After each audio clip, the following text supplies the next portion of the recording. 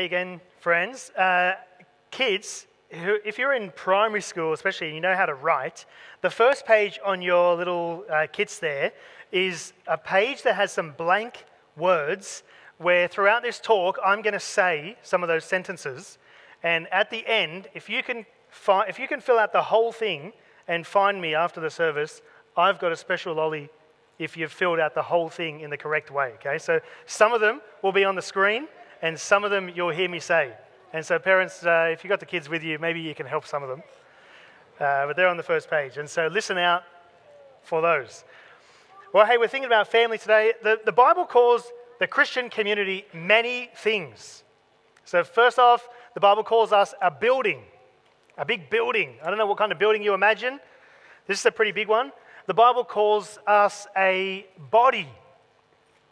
I also don't know what kind of body you imagine when the Bible calls us a body, maybe like a strong man like Arnold Schwarzenegger, or maybe, kind of body you imagine. The Bible calls the Christian community light, the light of the world. The Bible calls us also salt, the salt of the earth. And I think if Jesus knew there'd be Australian Christians, he would have called us chicken salt, I'm sure. The tastiest salt around. You can't get better than that. But we're also called a family. A family.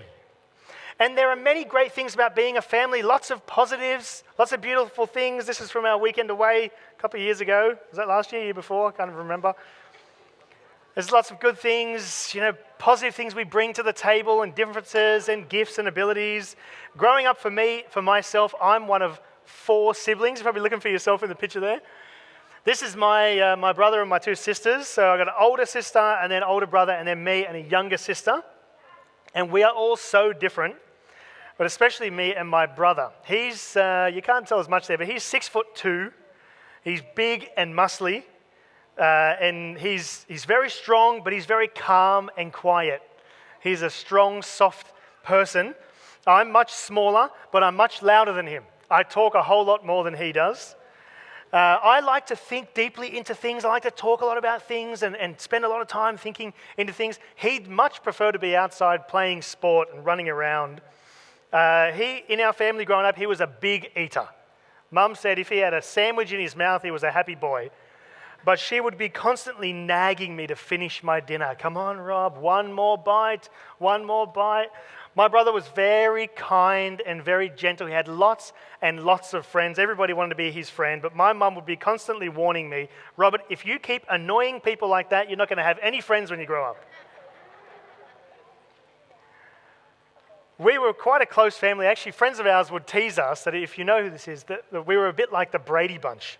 They'd come over to our house and seeing us all kind of getting along and think, what's wrong with you guys? How do you get along? You're like the Brady Bunch. But they didn't always see us when we weren't getting along so well. And it's a similar thing with the church family. We're all so different with different gifts and abilities, different backgrounds that we bring to the table, different wants and needs. Families have many great things about them, but one thing that families do is fight. Families fight. I'm seeing someone nodding their head down here at the front. Families fight. They disagree, they argue, they get annoyed at each other, they annoy each other. Families fight. I don't know if you've ever tried to play, you see what game they're playing there? Monopoly. Have you ever tried to play Monopoly as a family? It doesn't end well. I've just so often at home found myself, after breaking up fight after fight after fight with the kids, just asking myself and asking them, guys, why can't you just get along? Saying, it takes more effort and energy to annoy and upset the other kids than it does just to be nice to them. I don't know why you have to go out of your way to be annoying. Why can't you just get along? Maybe you found yourself asking the same. Maybe even as adults, you've found yourself asking the same thing. Someone once said the family of church can sometimes feel like, imagine someone putting a whole heap of porcupines into a suitcase and zipping it up and expecting them all to just get along. You can imagine them. And with all our differences and expectations and problems, it can be difficult to just get along. But in God's goodness, He's brought us together to be this one big united family, and He wants us to work at it. And he doesn't just stick us in the suitcase and expect us to get along, but he actually helps us work out how. And so today, from a letter written to one of the first churches about how to get along with their differences and their difficulties, we're going to get to see how God calls us to get along, what he calls us to do. And the first thing we see is, there's a little hint to those filling out any sheets. The first thing we're to do is we're to value each other the way God values us. We're to value each other the way God values us. Have a look at how he addresses them in chapter 3. Therefore, as God's chosen people, holy and dearly loved. That's how he begins. You see, this is how God sees us, as his own special, chosen, dearly loved people. We are special to him, each of us as his own dearly loved child. And so if we're special to him, we should also be special to each other, right? I remember when my son Micah started going along to school, started kindy, and I'd take him into the school and I'd see they start playing with their friends, and his other friends at that time would bring toys to school. They would bring their toy cars to school. They had these little Matchbox cars. Some of them had these little monster truck type cars. You know, maybe you've seen this type of thing. I think it's coming. There's a picture of this. And, these little kind of Hot Wheels things. And at that time, Michael also, he'd come home and he asked me, Dad, I want to bring some too. And I said, okay, fine, let's go and get some from the shop and we'll take them along. So we went and bought some, and then we go into school. But then as I take him in there, the next kind of see how they play, I would see how the other kids would play with them. And there was especially one kid, they would just grab the cars and they'd throw them up in the air and let them smash all over the floor. And one kid would just grab the other kid's cars and turn it upside down and scrape it along the rocks all over the floor. And they'd be throwing them around and kind of stealing and just ruining the whole thing. And I was like, oh, Micah, if this is how your friends are going to play with these cars, you're not going to bring these cars to school anymore. These cost us money. These cars are special to us. That's not how we want to treat these cars, right? They're not just for destroying. And you know what? God actually, in the same way, paid a lot of money, paid a lot for us to become special to him. What did it cost him? It didn't cost him a few dollars, but it cost him his very own son's life for us to experience and know his special love to us, for us to become holy and dearly loved to him. And he also, in the same way, wants us to see each other the same way that he sees and values us. Which leads us to our next point. He wants us to see each other, value each other in that way that he values us, so that we would treat each other the same way he treats us. We would treat each other. That's another little tip for those filling out the sheet. Have a look at what he says in the next part of this verse. He says there, clothe yourselves. So we talked about putting on. Clothe yourself with, I love those actions, compassion and kindness, humility, gentleness. And this is a good one to remind each other, hey, slow down there. Just patience, bit of patience. This passage talks about clothing ourselves in a certain way. And so we're going to have a little game here. We're going to ask you guys, I'm going to give you a certain situation, and you're going to call out, you're going to tell me what you would normally need to take with you, what you would need to clothe yourself in for this kind of situation, okay? So just imagine it's a very rainy day. What are you going to grab? Raincoat, an umbrella, some gum boots. Anything else? It's a jacket. Oh, what? A poncho. Yeah, a big poncho. Okay, next one. Okay, imagine you're about to leave. It's hard to imagine this in the middle of winter. Imagine it's boiling hot outside. What are you going to grab? What are you going to take with you? Ice cream. Some water, some ice cream. Shorts and a t-shirt. A portable fan, electric fan. Okay. Some eye protection, some glasses, very good. Maybe some water, very good. Okay, what was that? In case you get cold on a hot day, maybe if you walk into an air-conditioned room. All right, now imagine you're going to a party. You're going to a disco. What are you going to take with you? A A disco ball. Bring your own ball. What's that? Some cool clothes, you know it. I heard some dancing shoes over here. A jacket, yeah, nice jacket. What was that one? Now, the thing is, we usually wear things to prepare ourselves for what the day is going to hold, right? We wear things to get ready for what's about to come in the day. Well, it's a similar thing with clothing ourselves to be in the family of God. You see, look what he says to wear there. He says to put on compassion, kindness, patience. But as we read that, we think, well, needing those things would assume there are going to be some situations they're going to call us to have to practice those things, or even to call us, maybe the opposite of those would have come out if we didn't have those on.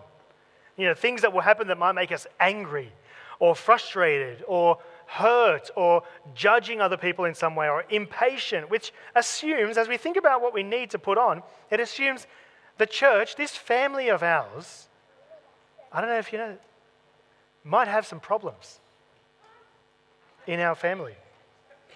Might do some things that will hurt others, that will offend them, that will need forgiving. I wonder, guys, have you ever done anything that has ever needed forgiving? Have you ever had to say sorry to someone else after you've done something? And you know that happens. We need forgiving. We need to say sorry because reality is we're not perfect. We do get it wrong at times.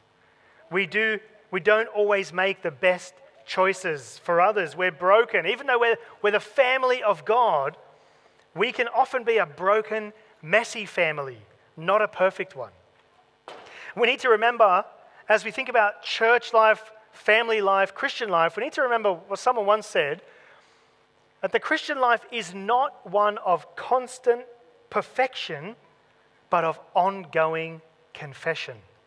Not constant perfection. Let me just ease the burden, but of ongoing confession. Not pretending we've got it all together, but continuously confessing, hey, I've done something wrong, I'm sorry.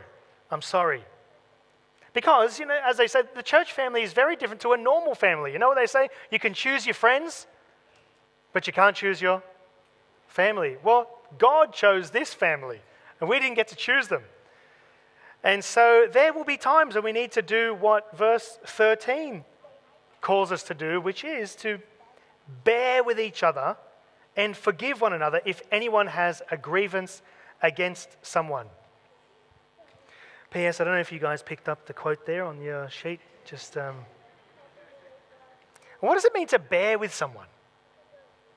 Well, it's not to give them a big bear hug. That's not what it's talking about, to bear with someone.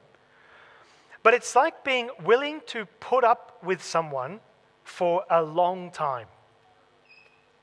Bearing with someone is letting them be who they are with you. You get that one? Bearing with someone is letting them be who they are with you. Now, I don't know what your family is like now or what it was like growing up, but in our family, there are lots of things that we do that annoy each other, that the rest of the family have to bear with. Confession time here. Our little Micah, he seems to have just, as you've already heard, one volume. It's maximum volume. It's on max all the time. And our little Hazel, she's beautiful. She loves things to be neat and tidy. And so when the others seem to get in the way of that neat and tidiness, look out, because there's a monster living in there. Just our little Ellie, she loves to help, even when she's not been asked. She loves to help. You don't have to ask her. And Leo, Leo can't do much when he's 6 months old, but he just loves to poop only when he's in the car seat. Just seems to be the one time he loves to get the poop out. Sally, I've been permission to share this. Sally has a habit of, in the car, we get in the car, she has a habit of falling asleep. So the kids want to talk to someone, Mom, guys, she's asleep. And it comes sometimes with a little bit of snoring. It's just, although me, I don't think I have anything that I do to annoy anyone. You have to ask Sally for the big long list later. Maybe even sharing our personal things on stage is something they have to put up with me. But our big church family, we'll have our own things. Our own things that we do that will make doing life together hard, that will cause issues and fights among us. What are some of those things? What are some of the things that might cause us harm between each other that we'll have to bear with or even forgive in other people? Before you start calling out people's names, let me just take us through a few things that since the church has begun, not just this church, but since the very church began, these things have always caused fights. What songs we sing have always been a cause for argument. What kind of food we eat. Morning tea troubles. Can I hear it? Morning tea. We've had our own fair share of those. The lights in the room, how bright or dim they should be. They can cause issues. The chairs, how they're set out. Where you sit. Walk in some week, someone's taken your seat. Oh no, there's going to be an argument there. How warm or cold the air conditioning is.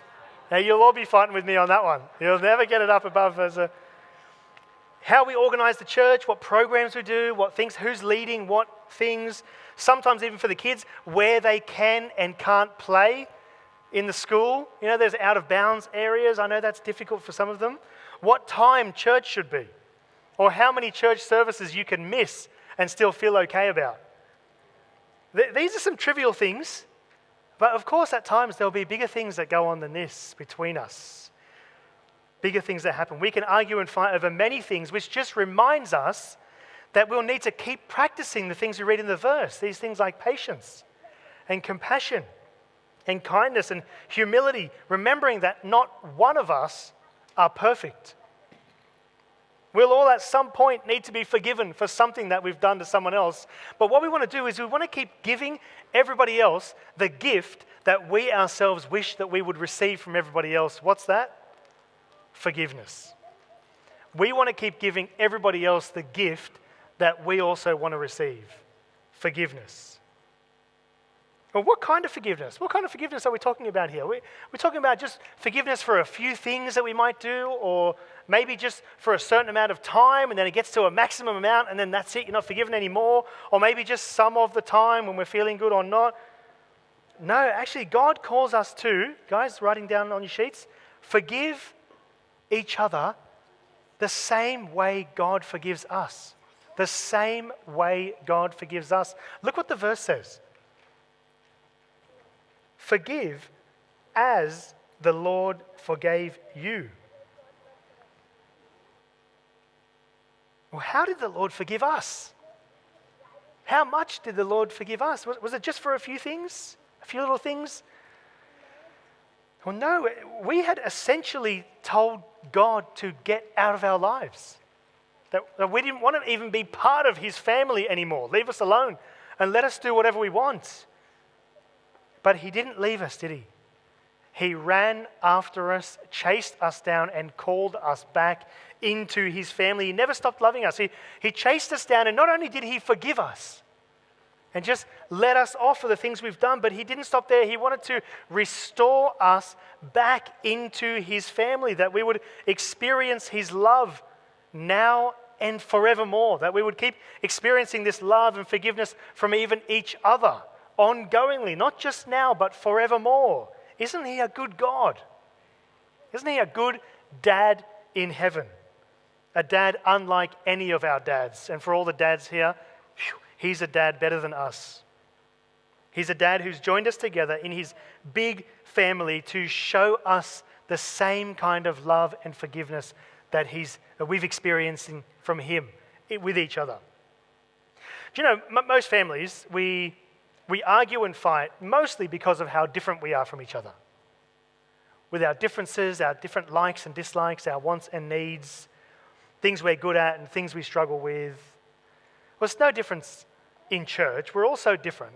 The question really is, how could we all get along with all our differences?